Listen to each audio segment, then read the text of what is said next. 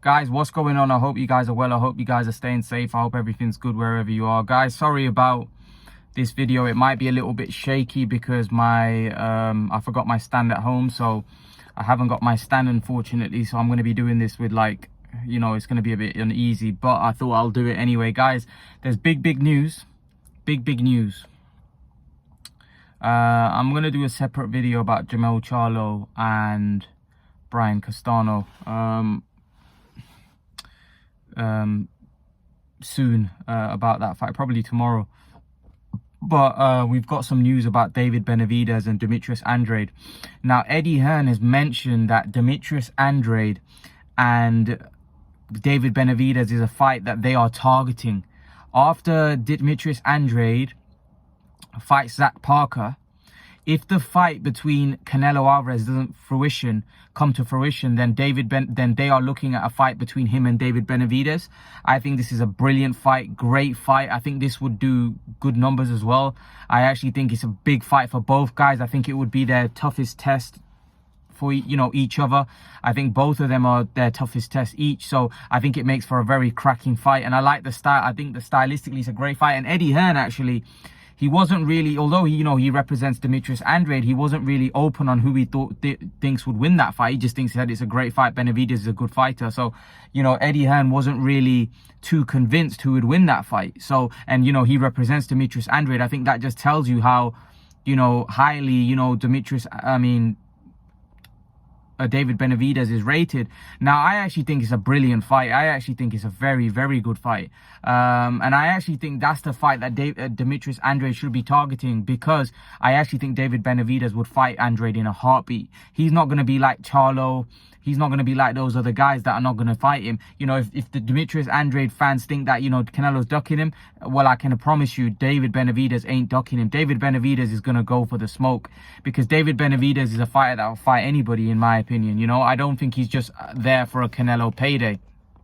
I think he's there because he wants to prove he's the best. So personally, I think David Benavidez and Demetrius Andrade is a great fight. Great fight. And it's a fight that I think would do well on pay-per-view. Not so huge numbers, but it'd do decent numbers on pay-per-view. And I actually think it'd do well if they do it on DAZN as well. I just think it's a great fight. Styles make fights. Stylistically, it's a great fight. Actually, you know what? In this video, I'm completely changing the topic, but I'll do a Charlo and Castano vid as well. So let's talk about Andrade and and then we'll talk about Charlo and Castano. But carrying on with Andrade and Benavidez, I actually think it's a great fight. I actually think it's a proper 50-50 fight. If they were the same size, then I would make Andrade the favorite. I still think Andrade would have a slight edge just because of his boxing ability. He could outbox Benavidez, but Benavidez is a train. You know, if you can't stop him or you haven't got the power to really hurt him, Benavidez is going to keep coming forward. How is Demetrius Andrade going to keep Benavidez off? You know, that's what's going to make this fight very interesting. I think it's a very good fight. Very good fight. And one where the winner can really catapult themselves onto bigger and better things. I think the time and the youth obviously favors David Benavidez. The fact that he's so big, you know, he's a strong guy, he's bullish, he comes forward, the speed, that all favors David Benavidez. And David Benavidez, as I said, he's young, whereas Andrade's kind of like, although, you know, he's not really had the marquee fights, he's kind of on the way out in the sense that he's old. You know, he's not young, he's not a spring chicken, as we would say, anymore. He's an old guy. You know, he's an old guy who's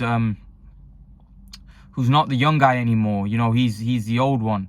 He's the guy that is, in my opinion, in my humble opinion, I think Demetrius Andrade hasn't got a lot more left at the top. I think he's probably got 3 to 5 fights before, you know, he really starts to diminishing as a fighter. Because remember, this is a guy that relies on foot movement. This is a guy that relies on hand speed. This is a guy that relies on all reflex. He's a reflex type fighter. So those things start to diminish as you get older. So I do think that Andrade hasn't got that long left, and that's why I think he needs the big fights now. If he wants to, you know, have any sort of legacy in the sport of boxing, he needs to take the options. Like I was arguing with Christian the other day, and he said, why don't you just admit that you're ducking Canelo? All right, if I admit that Andrade is ducking Canelo, how is that beneficial to Andrade's career? Andrade hasn't had marquee fights. He needs marquee fights. So even if Canelo's ducked him, that isn't gonna, that isn't gonna say on his legacy that, Canelo ducked him. That's why he couldn't get marquee fights. There was other names out there that he could potentially fight. So I don't think that's an excuse. I think Andrade needs to get the big fights. Andrade needs to get these big names on his record, and he needs to show the fans whether he's capable of beating those guys. Like, a lot of people say the same thing on Facebook, that this guy's been around for 14 years and he hasn't had one top fight yet. He hasn't fought anybody on David Benavidez's level. And David Benavidez, let's be honest, who's he really fought? So this is what the point I'm trying to make is that these guys need each other, need to fight one another, because time's ticking by for all of them. Benavidez is young, so he's got a lot long left.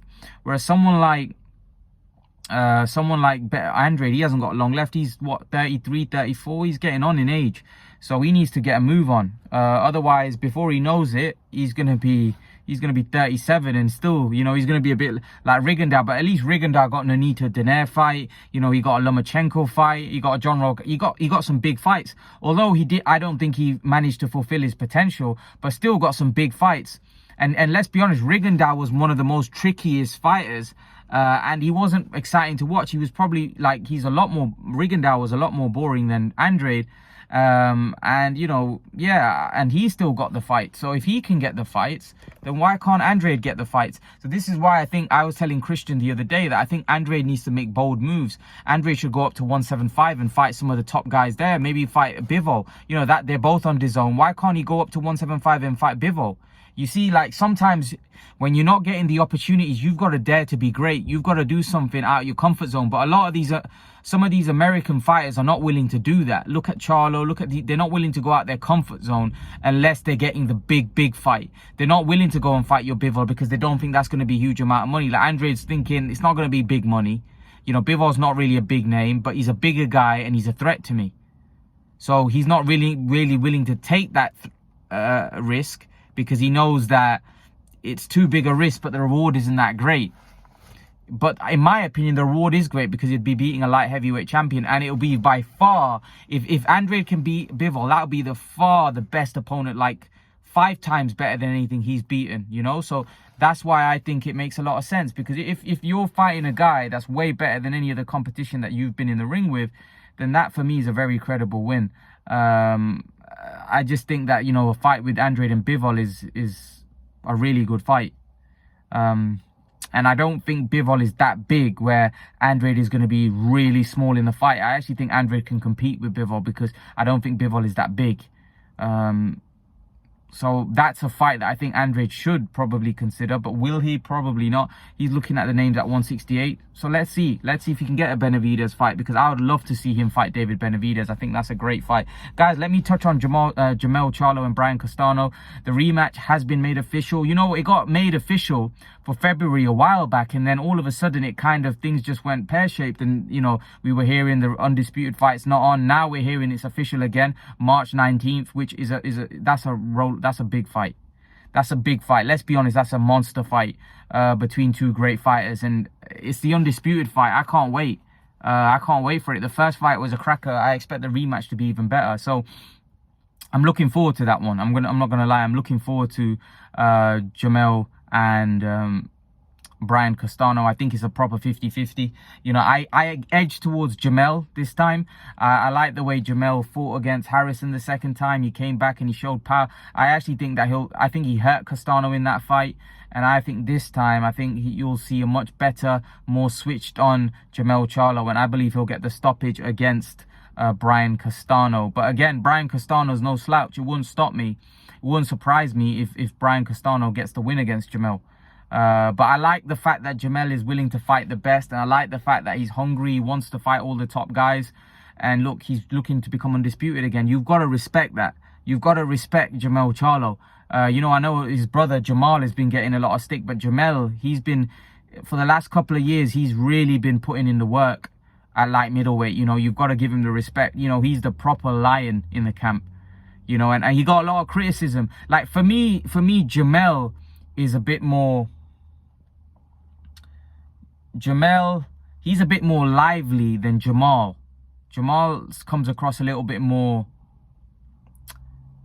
mellow, whereas Jamel is a little bit more lively. He's a bit more loud.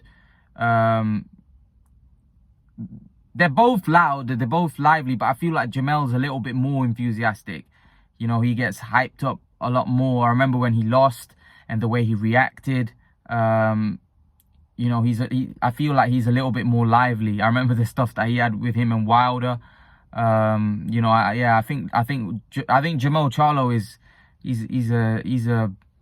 he's a what, as Steven would say, he's a killer. You know, he's a proper, really good fighter. Really good fighter. And he has that spite about him.